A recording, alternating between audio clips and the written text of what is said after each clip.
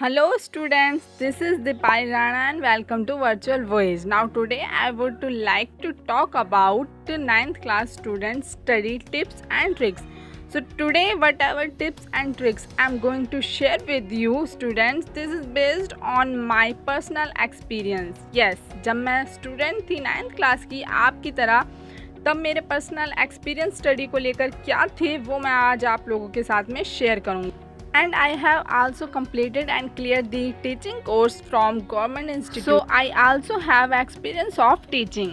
Students, ये सारे tips and tricks आपकी स्टडी में बहुत ज़्यादा आपको हेल्प करेंगे, इसलिए इस वीडियो को पूरा लास्ट तक देखना. वीडियो पसंद आएगी तो लाइक ज़रूर करना, ठीक है. तो हमारी फर्स्ट टिप है रेगुलर स्टडी की वीडियो उन स्टूडेंट्स के लिए जो अभी 9th क्लास में पढ़ रहे हैं, स्पेशली 9th क्लास के स्टूडेंट्स के लिए जो CBSE से रिलेटेड हैं. तो एक चीज़ ये समझ लीजिए कि इसको 7th और 8th क्लास के जैसे बिल्कुल भी ट्रीट ना करें. It's totally different. इसलिए आपको रेगुलर स्टडी ज़रूर करनी होगी. पहले की तरह काम ना चलाएं, जैसे पहले चल जाया करता था वैसे अब बिल्कुल भी नहीं होगा. इसलिए रेगुलर स्टडी करें, जो भी क्लास में पढ़ाया जाता है उसे ज़रूर रिपीट करें, होमवर्क को कंप्लीट रखें जिससे आपकी स्टडी को इम्प्रूवमेंट मिले. पहले आप लोगों ने माइंड में ये भी सेट किया हुआ था कि 8 क्लास कंप्लीट तो हो ही जाएगी, क्लियर तो कर ही लेंगे, लेकिन अब आप लोगों को कॉन्सेप्ट्स खुद सॉल्व करने की आदत डालनी होगी. अगर आप लोगों को कुछ चीज़ समझ नहीं आती, कुछ क्वेश्चन समझ नहीं आते तो नेक्स्ट डे अपने टीचर से उसके बारे में डिस्कस करें. नेक्स्ट टिप है रट्टा. हाँ, रट्टाफिकेशन बहुत पॉपुलर वर्ड है, आप लोगों ने भी ज़रूर सुना होगा. और हमारे टाइम पर जब मैं 9th क्लास में थी बहुत सुनने को मिलता था, रट्टा मार लो यार सब कुछ हो जाएगा, पास हो जाएंगे एग्ज़ाम में. लेकिन समझ कुछ भी नहीं आता है. याद तो कर लोगे कुछ देर के लिए, लेकिन वो माइंड में स्टे नहीं करेगा. जब एग्ज़ाम में लिखने जाओगे तो बस क्या था याद तो किया था पर याद नहीं आएगा.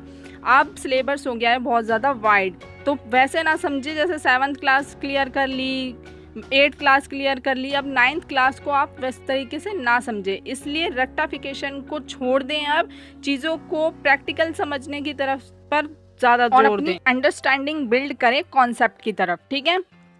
हमारी नेक्स्ट टिप है tip number 3, base of class 10th. हाँ, जो हमारा 9th क्लास है ना वो हमारा बेस है 10th क्लास का. अगर आप 9th क्लास में बहुत अच्छी तरीके से स्टडी करते हैं, कॉन्सेप्ट को बहुत अच्छी तरीके से समझते हैं, चैप्टर्स को एक स्टोरी की तरह ले जाते हैं और अपने माइंड में बिठा लेते हैं, तो आपको चीज़ें याद रह जाती हैं, जिससे आप अगर एग्ज़ाम भी देंगे तो अच्छा स्कोर भी कर पाएंगे. और यही चीज़ें 10th क्लास में जाने के बाद में थोड़ी वाइड हो जाती हैं और थोड़ा सा इसका जो सिलेबस होता है वो थोड़ा सा इंक्रीज़ हो जाता है, ठीक है. तो आप लोगों को उसमें प्रॉब्लम भी नहीं होगी कि किस तरीके से चीज़ों को समझा जाए, आपको बेसिक नॉलेज ज़रूर होगी. चलिए फिर बात कर लेते हैं हमारी अगली टिप के बारे में. Tip number 4, work smarter not harder. अब क्लास 9th में चीज़ें पहले की तरह नहीं चलेंगी और ना ही पहले वाले रूल्स फॉलो होंगे. सिलेबस बहुत ज़्यादा वाइड एंड बोर्ड हो चुका है. जहाँ तक हो चुके हार्ड वर्क की परसेंटेज थोड़ी सी कम कर दो और स्मार्ट वर्क की परसेंटेज हाई कर दो. ये वाली बात सिर्फ उन बच्चों के लिए थी, उन स्टूडेंट्स के लिए थी जो हार्ड वर्क करते हैं, इसलिए हार्ड वर्क को कम करने के लिए बोला. लेकिन जो हार्ड वर्क करते ही नहीं है वो तो इस बात पर हंस रहे होंगे ज़रूर. लेकिन सच बात है, हार्ड वर्क अगर आप लोगों ने हार्ड वर्क नहीं किया है तो हार्ड वर्क करने का टाइम आ चुका है. लेकिन ये टिप उन बच्चों के लिए जो हार्ड वर्क भी करते हैं, अब उनके लिए स्मार्ट वर्क भी उन्हें करना पड़ेगा. लेवल हाई होना अब स्टार्ट हो गया है, इसलिए चीज़ों को बेसिक नॉलेज के साथ में 3-4 पॉइंट अगर और समझ लिए जाएं तो स्कोर अच्छे दिलाने में कोई नहीं रोक सकता. यहाँ पर आपको समझाने के लिए मैंने हिंदी का चैप्टर नंबर 3 का एग्जाम्पल लिया है जिससे आप लोगों को समझ में आए, ठीक है. तो इसमें एक स्टोरी है जिसके अलग अलग कैरेक्टर्स हैं. इन स्टोरी के कैरेक्टर को आप अपने साथ में और अपने दोस्तों के ऊपर अप्लाई करके इन रोल्स इस कहानी को पढ़ सकते हैं. आप इस स्टोरी से फिर गो थ्रू करेंगे तो उससे क्या होगा, ये स्टोरी आपके माइंड में स्टे कर जाएगी, जिससे अगर एग्ज़ाम में कोई क्वेश्चन आता भी है तो आप लोग अच्छे से स्कोर कर पाएंगे, क्योंकि आपको याद आ जाएगा हाँ ये वाला कैरेक्टर तो मैंने प्ले करा था, मेरे दोस्त ने ये वाला कैरेक्टर प्ले करा था. अच्छा, एक और चीज़ मैं आप लोगों के साथ में शेयर कर दूँ, ये प्रश्न उत्तर है इसी चैप्टर के प्रश्न नंबर 7 से लेकर प्रश्न नंबर 11 तक. इस टाइप के क्वेश्चन ज़रूर एग्ज़ाम में आते हैं. अगर ऐसे क्वेश्चन आप देखते हैं तो उन्हें ज़रूर पढ़कर जाएं और समझ कर जाएं. हमारी नेक्स्ट टिप एक मिथ के साथ में जुड़ी हुई है। बहुत सारे स्टूडेंट्स ऐसा सोचते हैं कि अब 9th क्लास में हो गए हैं तो ट्यूशन और कोचिंग लेना कंपलसरी हो गया है, पर ऐसा कुछ नहीं है। अगर मैं अपनी बात बताऊं तो मैंने 9th क्लास में कोई भी कोचिंग या ट्यूशन नहीं लिया था। मैंने बगैर कोचिंग और ट्यूशन के 9th क्लास क्लियर करी थी और बहुत अच्छे मार्क्स से क्लियर की थी। बात की जाए वीक सब्जेक्ट की, कोई भी स्टूडेंट जो होता है किसी ना किसी सब्जेक्ट में वीक ज़रूर होता है। तो मेरा भी वीक सब्जेक्ट था, तो जो मेरा वीक सब्जेक्ट था वो मेरे फादर मुझे पढ़ा दिया करते थे। तो अगर आपको कोचिंग या ट्यूशन पढ़ना ही है तो मेरा सजेशन आप लोगों को यही रहेगा कि आप ऐसे सब्जेक्ट के लिए ट्यूशन पढ़ें जिसमें आपको लगता है कि आप वीक हैं। अदरवाइज 100% तरीके से की गई school study and self study से आप 9th क्लास बहुत अच्छे तरीके से क्लियर कर सकते हैं। चलिए अब देख लेते हैं नेक्स्ट टिप जो है हैंड राइटिंग। अच्छा, मुझे कमेंट बॉक्स में कमेंट करके ज़रूर बताना कि किस किस स्टूडेंट्स को होमवर्क करने में बहुत ज़्यादा आलस आता है, बहुत ज़्यादा लेजी हैं। लेकिन अब अपनी स्पीड आपको राइटिंग के लिए बहुत ज़्यादा प्रिपेयर करनी पड़ेगी। अपनी राइटिंग स्पीड को बहुत ज़्यादा हाई करना पड़ेगा, क्योंकि राइटिंग स्पीड से ही आप एग्ज़ाम को क्लियर कर पाएंगे और एग्ज़ाम के सारे क्वेश्चंस को सॉल्व करवाएंगे। क्योंकि अब एग्ज़ाम में आप लोगों को टाइम को बहुत अच्छी तरीके से मैनेज करना होगा, वो होगा राइटिंग से, राइटिंग स्पीड से। इसलिए अपना होमवर्क को कंप्लीट रखिए और डेली का एक रूटीन बना लें कि किसी भी न्यू चैप्टर को अगर आप पढ़ते हैं तो उसकी समरी को जिस तरीके से भी आपने अंडरस्टैंड करा है उसकी समरी को आप लिखें। हर चीज़ को लिखने की आदत डालें जिससे आपकी राइटिंग स्पीड भी इंक्रीज़ होगी।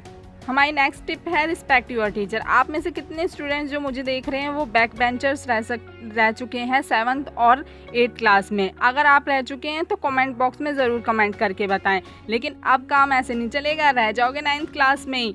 Just kidding. अब आप लोगों को एक रूल ज़रूर फॉलो करना पड़ेगा। वो रूल ये है कि अपने टीचर्स के साथ में अपनी इमेज को अच्छा बना के रखना पड़ेगा, अच्छी तरीके से मेंटेन करना पड़ेगा। क्लास में अगर कोई क्वेश्चन नहीं समझ में आता तो बेझिझक पूछो, टीचर्स बताने के लिए ही हैं, आपकी क्वेरीज को सॉल्व करने के लिए ही हैं। और एक और बात बताऊं, अगर आप गुड स्टूडेंट की कैटेगरी में होंगे ना तो जहाँ ज़रूरत होती है टीचर्स वहाँ पर थोड़े बहुत मार्क्स भी इंक्रीज कर देते। इसलिए टीचर्स की रिस्पेक्ट कीजिए और ओबीडियंट बिहेवियर मेंटेन रखिए। सो स्टूडेंट्स, नेक्स्ट टिप है स्टडी मटेरियल। स्टडी मटेरियल की बात करें तो एनसीईआरटी बुक्स ही सब कुछ हो, तो एनसीईआरटी बुक्स को ज़्यादा प्रेफरेंस दें किसी और स्टडी मटेरियल के अलावा। एकदम से किसी गाइड या सैम्पल पेपर की तरफ ना दौड़ें, ठीक है, जब तक आप लोगों को पूरी नॉलेज किसी चीज़ के बारे में ना हो। आप लोग कोशिश करें जो भी इजी सब्जेक्ट हैं उनको आप अपनी समझ, अपनी नॉलेज, अपनी अंडरस्टैंडिंग के साथ सॉल्व करने की कोशिश करें, क्योंकि जो इजी सब्जेक्ट हैं और अगर आप अंडरस्टैंडिंग लगाएंगे और उनके आंसर दे पाएंगे तो उसमें अगर आप गाइड खरीदते हैं तो मनी वेस्ट ही होगी। तो कोशिश करें कि अपनी अंडरस्टैंडिंग से, लॉजिक से, और अगर नहीं समझ में आती हैं चीज़ें तो टीचर से पूछ के आप उनको सॉल्व कर सकते हैं। बट जिस सब्जेक्ट में आप वीक हैं उसके लिए आप गाइड और सैम्पल पेपर ज़रूर खरीद सकते हैं, इसमें कोई बुराई नहीं है। और आजकल ऑनलाइन लर्निंग भी बहुत ज़्यादा ट्रेंड में है, जैसे कि अभी आप लोग ये वीडियो देख रहे हैं, ये भी एक ऑनलाइन लर्निंग ही है। आप लोग ऑनलाइन स्कूल की स्टडी कर रहे हैं, वो भी एक ऑनलाइन लर्निंग ही। तो आप ऑनलाइन लर्निंग के साथ में भी अपनी स्टडी को इफेक्टिव बना सकते हैं। Alright, that's it for today's video. तो स्टूडेंट्स, ये थे मेरे एक्सपीरियंस पर बेस्ड आपके लिए tricks and tips. I hope आप लोगों को वीडियो बहुत ज़्यादा पसंद आई होगी। वीडियो पसंद आई तो ज़रूर लाइक करना, अपने दोस्तों में शेयर करना, और आप चाहें तो ऐसी इंफॉर्मेटिव वीडियोस के लिए सब्सक्राइब भी कर सकते हैं। I will see you next time. Until then keep learning, be happy always. Thank you so much.